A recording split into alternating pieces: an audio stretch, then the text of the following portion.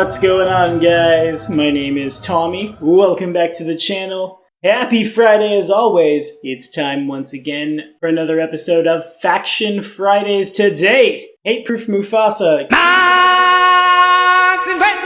requests because, Carrion Crown is right around the corner for Black Dragon Gaming, and so too for Pathfinder at large is the Tyrant's Grasp AP. We'll be cracking open our copy of Knights of the Inner Sea, which I think has my favorite cover art in all of Paizo's books.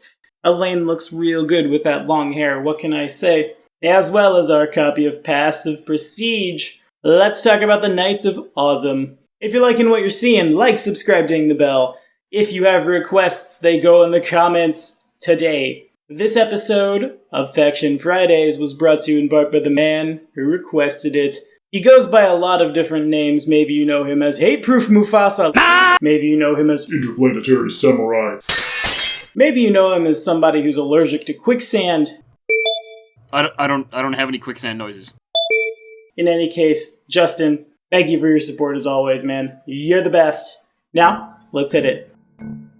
So Planet Earth, of course, has had its iconic knightly orders throughout all of history. Whether we're talking about the Templars, whether we're talking about the Knights of the Round Table, of course those aren't necessarily historical knights, and all the way back again across medieval history, those guys clad in plate mail, riding on horses, traveling the land, questing to vanquish all evil, are pretty iconic, but in a setting like Pathfinder, where the actual evil is actually real, the Knights of Ozem fulfill a very needed role in society. The Knights of Ozem are a distinguished order over 1,000 years old, composed of warriors who found their true calling a long time ago when the Shining Crusade entered Ustalav to end the blasphemous rule of the Lich King Tar-Baphon. In those days, the knights worshipped Aranzi,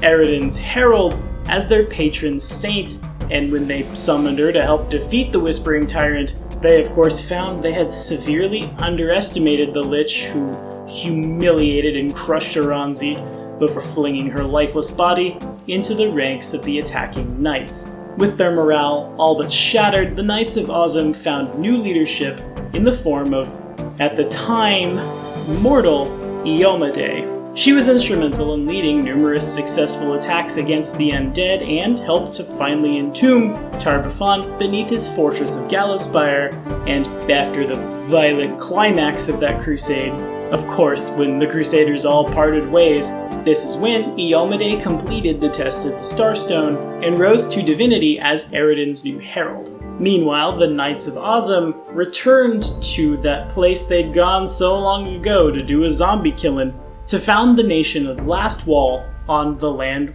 where they had buried Aranzi. Of course, present-day Lastwall is its own sovereign nation, peacefully liberated from outside rule, so that the Holy Warriors could maintain that sacred duty without having to worry about politics. Of course, the other knightly orders in Lastwall also focused their attention on the Orcs of Belkzen, but the Knights of Ozem remain pointed in the direction of Gallowspire, dedicated to Iyomade's teachings, and often seek to regain the glory of their order's former, undead slaying prowess centuries ago by strictly focusing on battling undead.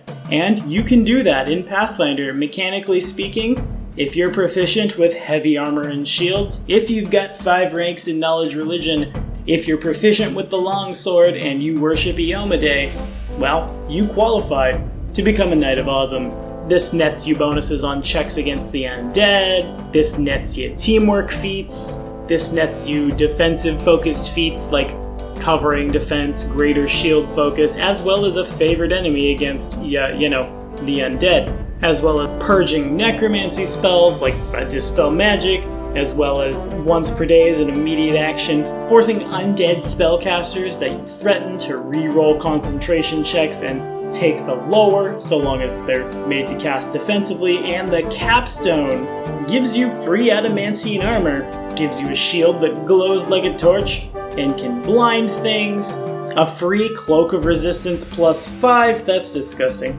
And your sword acts as if the Holy Sword spell was cast upon it. Now, this is probably the easiest, most color by numbers class to bring into your Pathfinder game that I think I've ever seen.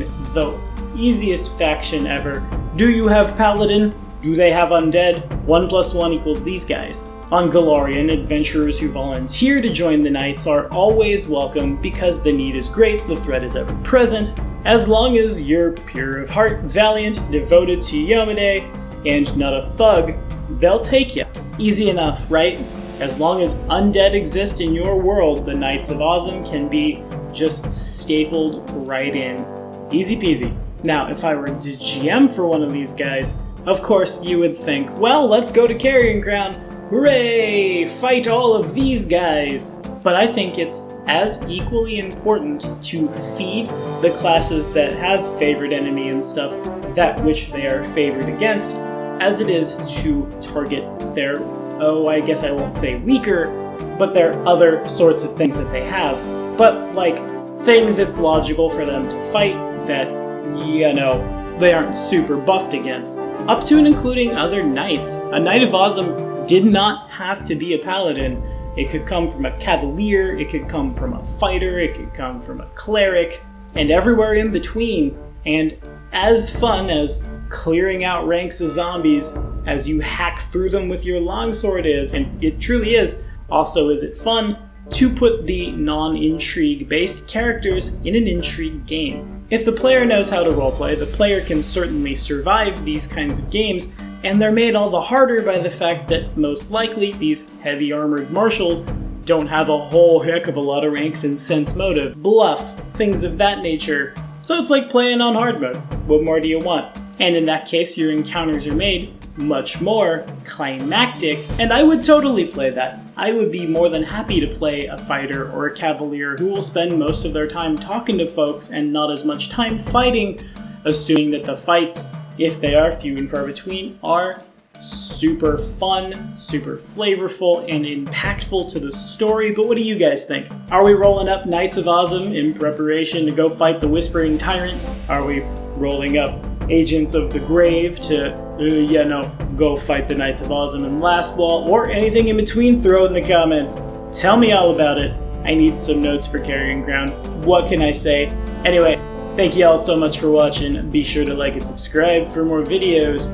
The next episode of Faction Fridays, where we talk about, I guess they're a faction. It was certainly requested, and hey, it might be fun.